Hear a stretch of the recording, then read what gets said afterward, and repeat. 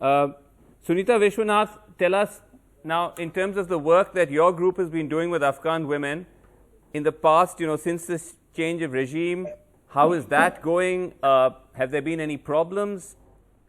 Tell us what's going on.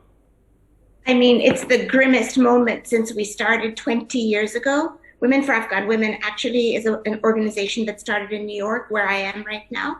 And our first program is right here in the community, Queens, New York. It's the Queens Community Center, and it serves the diaspora in New York. Mm-hmm. But then once we got started in 2000 and 2001, we were founded before 9/11. Over the next years, Afghan leaders from our organization went back home, which they could never do before, and started Women's for Afghan Women, and started in one province and ended up growing this organization to 14 provinces and with a presence across the country. Right. We have 1,200 staff, and we've served tens of thousands of women. So the organization 100% is staffed by Afghan citizens, men and women living in Afghan, hired locally in provinces. What? So I might be in New York, but our amazing staff is of Afghan soil and the most heroic people I've ever had honor to work. How is it going for them in the past week? What's it been like? Right. So I had to give the context so you see, the scope of what the work we're doing.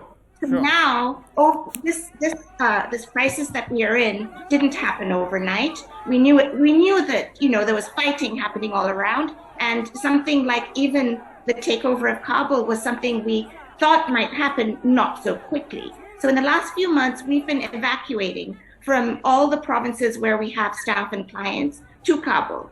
And because we thought Kabul would take the longest to fall, never did we think it would fall so quickly. But so you're caught. On the one hand, at least everybody is in Kabul, where if there's a possibility of a airplane, they can get to it. But Kabul is the least safe right now, from what I'm hearing from all of my colleagues. Okay. So the priority for us right now, there's about 500 highest risk people, staff that have been associated with our organization and women's rights work, and highest risk clients. And our focus is to try and work with the U.S. government on a plane, or maybe get them out. Okay. And the scenes that you're showing, we're terribly afraid of bringing our people to the airport, because it seems so dangerous, that ride to the airport with Taliban. Yes. No. What a challenge.